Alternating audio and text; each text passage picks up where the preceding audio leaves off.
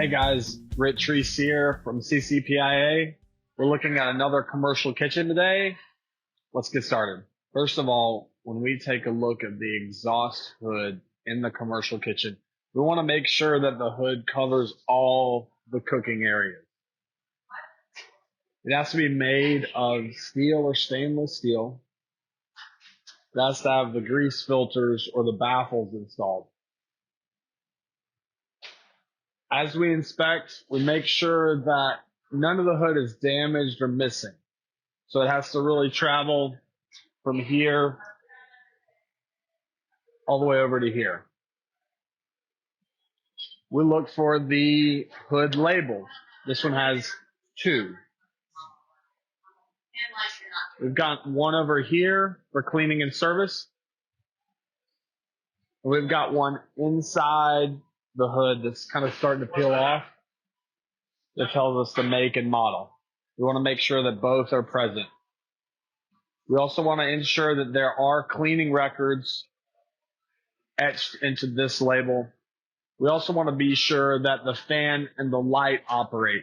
In this particular kitchen, I'm not sure exactly where the fan and light switch are, so I would ask the kitchen manager.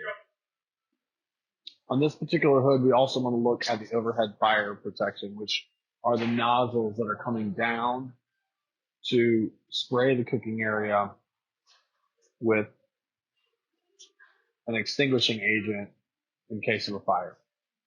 The pole alarm is over there by the egress point of the exit route.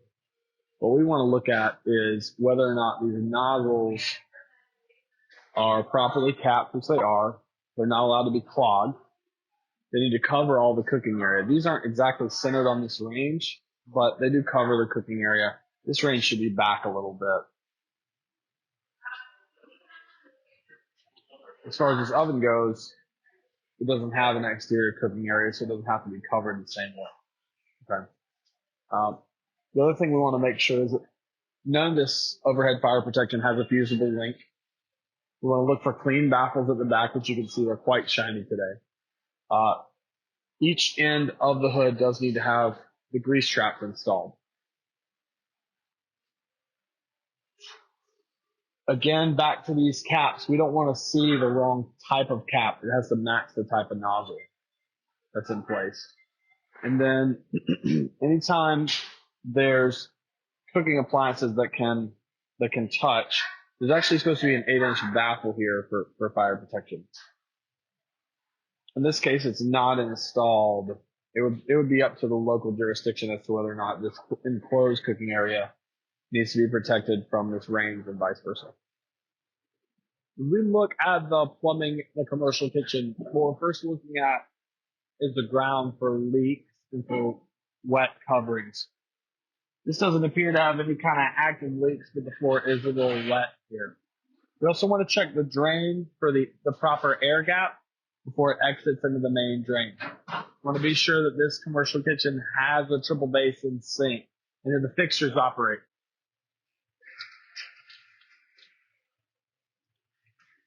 Both of these do. Finally, we want to look for a dedicated water heater for each commercial sink. This one does not have that dedicated water heater. It may be set aside elsewhere, but it's not visible right here. When we talk about floor protection in the commercial kitchen, there's a lot of issues that relate to the floor. We want to be sure there's no slipping or tripping hazards. No evidence of ponding or any kind of grease on the floor. Another thing that's really a no-no is a floor drain. In this particular kitchen, the floor drains actually link to a main drain line that goes through the exterior grease interceptor that's in the ground out back. It's about 1,500 gallons. Without that, this floor drain would really be improper. You also want to look for any kind of incomplete or improperly installed floor coverings that would pose a tripping hazard. As you can see, this kitchen is quite clean and flat. Finally, we want to look for wheels on these appliances. so that we can get in and around behind them and clean the floors. As you can see, again, this is quite well kept. Anytime we're taking a look at the commercial kitchen, we want to take a look at the ceiling protection. The ceiling protection must be fire retardant and may not be a porous material. It must be clean, free of fire and soot marks. You must check and make sure that the ceiling area is free of obstructions to any kind of devices or from any kind of devices that might be hanging from the ceiling. We're in this commercial kitchen. I want to show you. There's painted CMU pillar here. And then we have this wall covered with essentially a plastic type FRP cover. So both of these are going to be non-porous. These are both solid, not cut or loose. And they're both complete coverings that span the walls of this particular commercial kitchen. First of all, we want to be sure that there's access to the main panel in the commercial kitchen. There could be a host of reasons that employees or managers, owners would need to shut off power in the commercial kitchen. First of all, we want to make sure the panel cover is installed. On this main panel, there's not a panel cover. We want to check the main label. So we've got one up here, one over here. They both say 800 amps are running through this main panel. We want to be sure there's a legend, which is right here. We want to make sure there's no recall on this brand of panel, and there's no open knockouts. When we inspect the commercial kitchen, we want to be sure to locate the portable fire protection. Here we have the type K, properly mounted on the wall, not sitting on the floor, not blocked, close to the path of egress, properly labeled and properly pressurized. This fire extinguisher is good to go. Guys, when we work in the commercial kitchen, we're going to look for the overhead pole alarm. This is the alarm that protects the cooking areas that are underneath the hood. This is pulled in the case of a fire if and when the automatic devices do not operate. This pole alarm must be installed 10 to 20 feet from the cooking area and 42 to 48 inches off the floor. Both of these pole alarms are installed at said height. However, hood number 2 is really pretty far away, and it may well be further than 20 feet from the cooking area. So we note that in our report. These must be installed along the egress path. As you can see, the exit door is right here. The conduit may not be damaged. The pole alarm may not be blocked and must remain visible. And it must be labeled hood number 1 and hood number 2 as to what it protects. These cleaning and service labels also give us a good idea of how frequently these hood alarms have been maintained. Guys, when we work in the commercial kitchen, we need to be careful with the storage areas. We want to be sure that none of the storage areas are broken, loose, or overstuffed in case anything needs to get moved or in any kind of emergency. Some of these are probably, questionable as to where they're overstuffed. They're not loose. I wouldn't call them loose. In this particular closet, none of the storage is going to be near an appliance, so that's good. None of it's going to be underneath an appliance. But you want to take a quick look around and make sure that your storage areas aren't creating any extra hazards for you. You want to take a quick look around and make sure that your storage areas aren't creating any hazards for employees, managers, anyone else that may come in. Finally, you want to make sure that these storage areas do not block the path of egress. This particular commercial kitchen has 10 hoods. 10. So we've got the 10 fans here. And what we have over here is 5 makeup air units.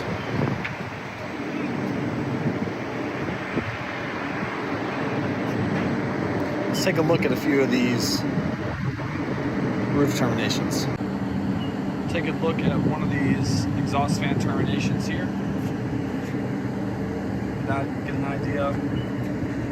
Get an idea of the make and model, the age.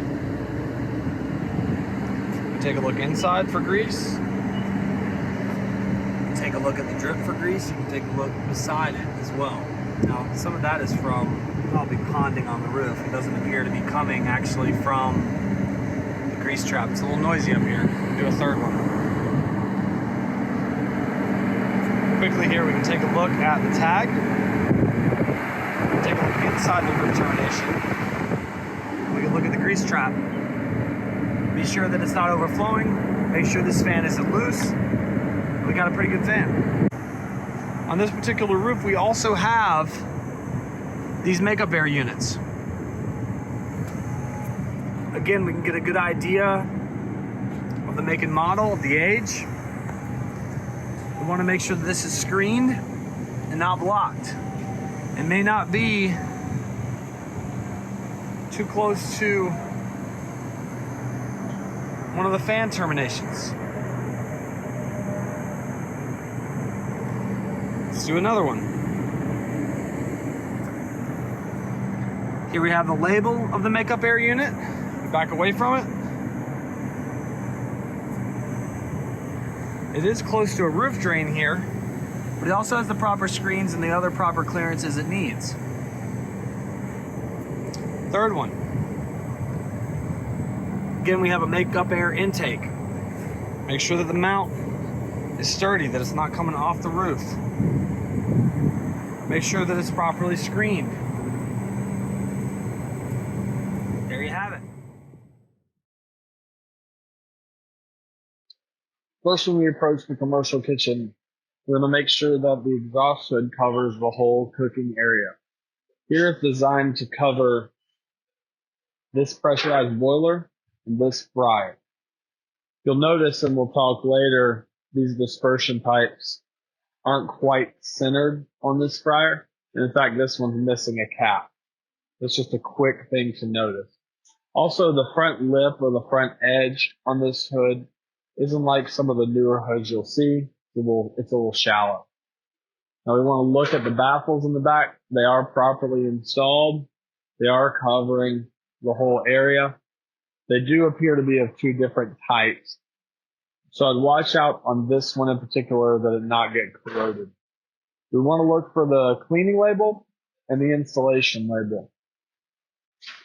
Up here we have the cleaning label, and then the installation or manufacturer's label isn't actually visible at the moment. So we would ask the kitchen manager or owner for a disclosure on that. We also want to be sure that the fan light operate on this particular hood. It's on the same switch.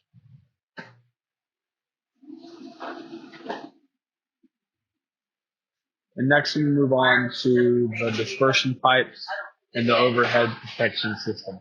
As far as the overhead protection goes on this third exhaust hood, we want to be sure that the 5-foot protection nozzles are visible. You want to make sure that the nozzles are not capped and the caps have not been removed. As you can see right here, that cap has been removed. You want to verify that the hood has a cleaning schedule. Right over here. Make sure there's no fusible links in the system. There must be grease filters or baffles installed in the back of the hood. Now, this particular hood does not have a visible grease trap. These pipes must be centered over the burners, and we want to look for an 8-inch baffle that separates the two cooking areas, which this system does not have. In our third kitchen of the day, we're going to talk about the typically triple basin sink. This is actually a double basin sink. And it's concerns with the plumbing system inside the commercial kitchen. First of all, I've got a knee down on the floor We want to be sure that this kitchen doesn't have slippery or wet floors. That'd be a hazard for employees, for managers, for anybody that happens to come through there, inspectors, other service people. So no slippery and wet floors. The drains may not have active leaks. You may want to run the water here to be sure that we don't have any active leaks. Often you come in a commercial kitchen that's not well kept. There's buckets under here and all manner of tubs and other leak catching devices that don't really belong.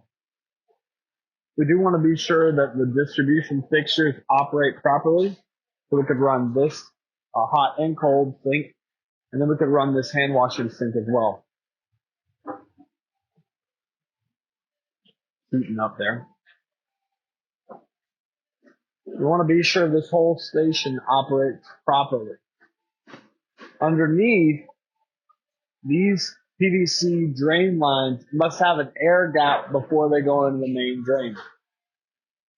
So we don't have any other wastewater back siphoning into your clean dishes. The cleaning sink must also have its own dedicated water heater because it's hotter than the rest of the sinks in a restaurant. This one does not have one visibly. We would write that up as a defect. We'll talk briefly about the floors in the plumbing section, but here you can see where these floors have been cut. So what you want to do on floor protection is make sure that it's consistent and fire retardant. We don't really have a problem here if it goes from sort of a stone covering appearance to just bare stone. That's going to be fine. And we can see here why all this was cut up, was to put in a drain line. But we want to make sure that it's clean, that it's a non-slip surface, and that it is flame proof. Now, as you look at the floor protection in front of the fryer, which we saw earlier, we do notice what is generally considered a defect. That's a floor drain in a commercial kitchen. Now, this particular floor drain is connected to a set of other floor drains on this side of the restaurant, and the owner has noted to us that all of these floor drains actually go through the grease interceptor outside of the restaurant.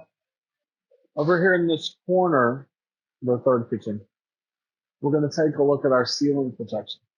You want to be sure that this ceiling covering is of the proper type and material. Here we have that cleanable FRP, that those fire retardant panels, and we do in fact have a solid covering here. We want to be sure that the area has no grease, no soot, no fire marks, that there's not improper storage too close to the ceiling area. You don't want to have any improperly mounted appliances on the ceiling or any other ceiling mounted hazard. It's hard to see from the camera there, but there actually is an opening in the panel behind here. We would write that up as a defect because it opens up this envelope and allows the fire to escape. This particular kitchen area, we'll now take a good look at the storage. We don't want to have any storage within 3 feet of sprinklers or 6 feet of a heat source. It may not be broken, loose, or overstuffed to the point that it can't be properly accessed or moved in case of an emergency. The shelving may not block any fire protection devices, and it may not block the egress path. You don't want storage on the floor, beneath, or under any appliances. Here, the storage area is free of all those obstructions and allows a clear path for the rest of the building. Here we are installing this electrical panel for a commercial kitchen. This is a distribution panel. We've got a tag right up here telling us it's 100 amps, 240 and 120 volts. We look for any open knockouts. We look for the proper legend or labeling.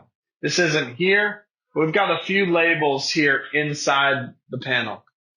We want to check and make sure that this panel manufacturer does not have any known recall warnings. Once we do that, and there's access to the panel, we're good. Guys, we want to take a quick look here at the portable fire protection. We'll be sure that it's mounted to the wall, not moved. This mount actually appears to be coming off. You want to verify this is a type K for a grease-producing commercial kitchen. It does tell us on the side this is a 2A K type. Also says Pyrochem KS 6100. The cleaning label tells us this was last inspected in March of last year. And the pressure gauge tells us that it is properly pressurized, maybe even slightly over pressurized. So here we mount up that damaged mounting and move on with our inspection. Here we have an older manual pole arm that is in fact labeled. It's been cleaned, but it doesn't have the same pulling mechanism as some of the newer models. This also protects an older hood that we saw earlier over the fryers. We want to be sure this conduit isn't damaged, that it is installed along the egress path, which here is questionable. This actually is not installed at least 10 feet from the cooking area, which means it's going to pose a hazard in a grease fire for an employee to be able to pull this along. It is installed at least close to 42 inches off the floor. It is visible and not blocked. So we would note those defects in our report and move on with our inspection.